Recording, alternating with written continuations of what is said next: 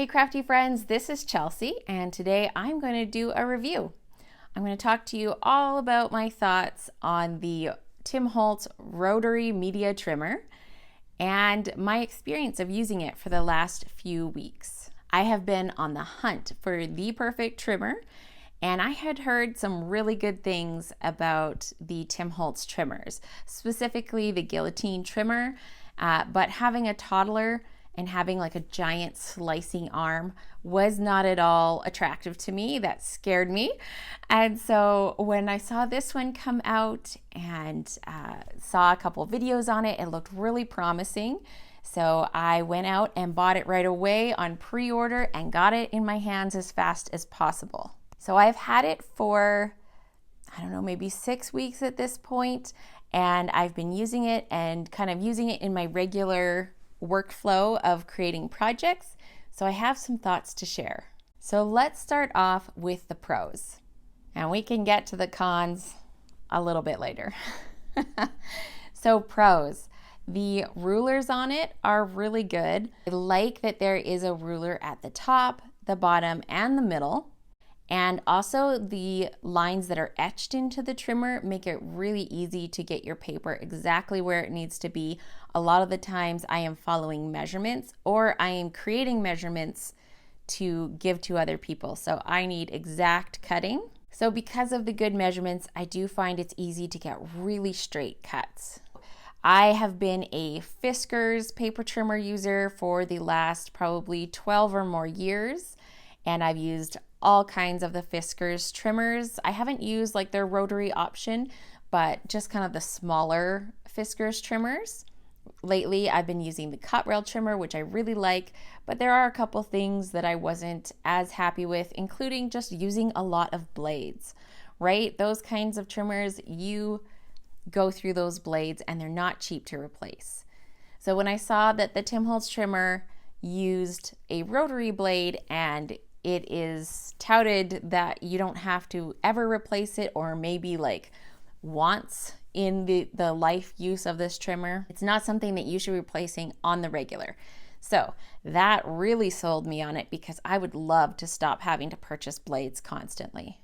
Now, the one little con with the rulers is that I like to measure at the bottom, and at the bottom, the measurements that are kind of closest to where your paper is are in centimeters, and I don't use centimeters. And I wish the inches marks were at the top and the centimeters were at the bottom, like it is at the top of the trimmer, but that's just not how it is. So that's like a minor con, not a huge deal. I will get used to it, but I thought I would mention that if you also like to cut along the bottom of your trimmer.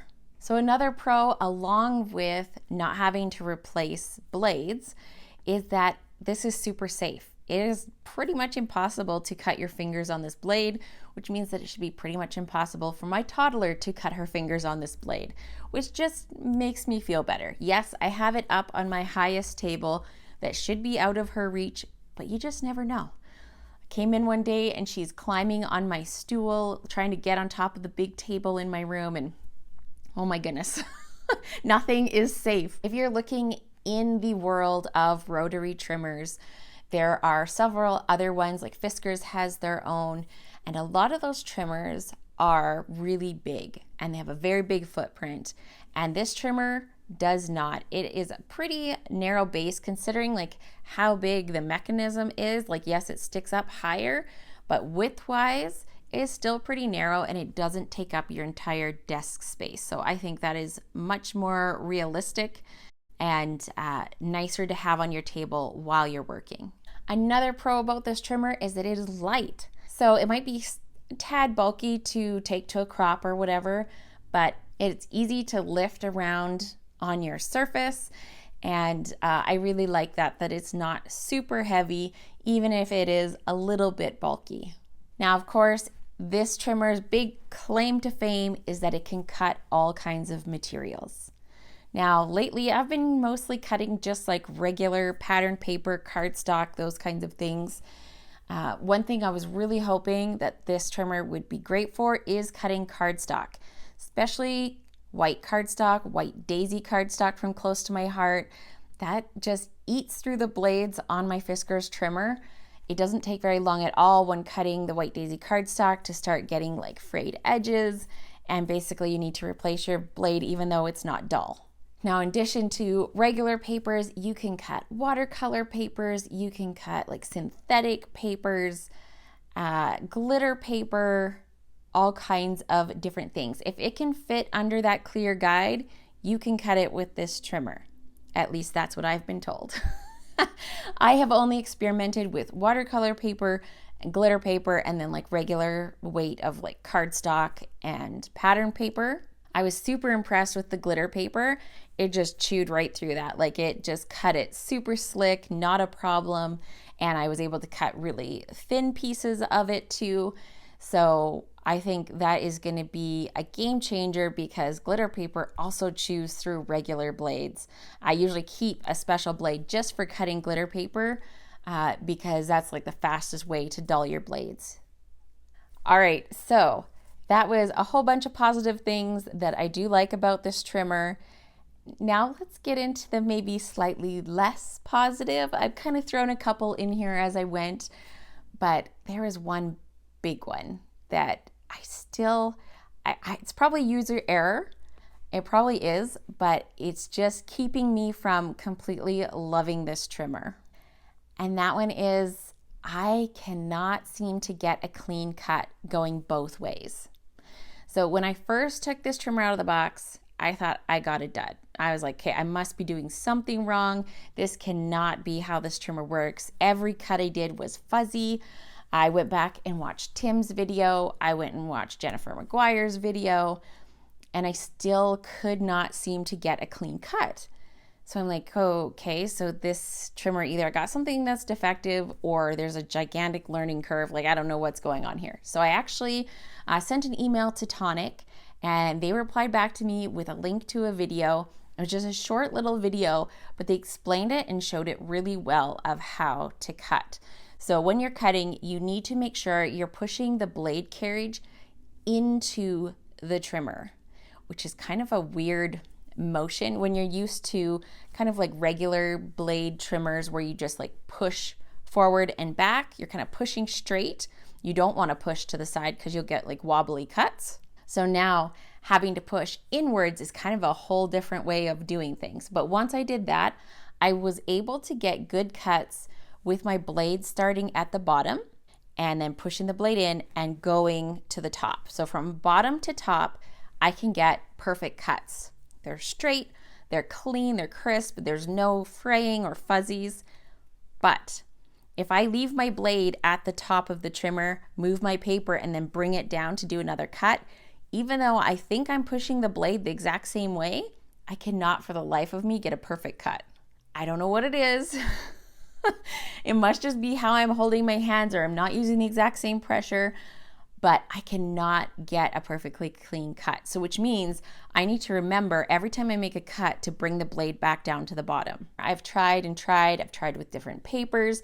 I've experimented with like pressure and pushing it in and holding my hand different ways, and I just cannot get it to work.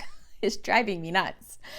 But some people must be able to do it because I see them showing it in their videos. I saw Jennifer McGuire just recently cutting paper on this trimmer, and she did both back and forth both ways, and she got clean cuts. So it's got to be user error, but I don't think I should have to work this hard to get a clean cut on a trimmer that is this expensive.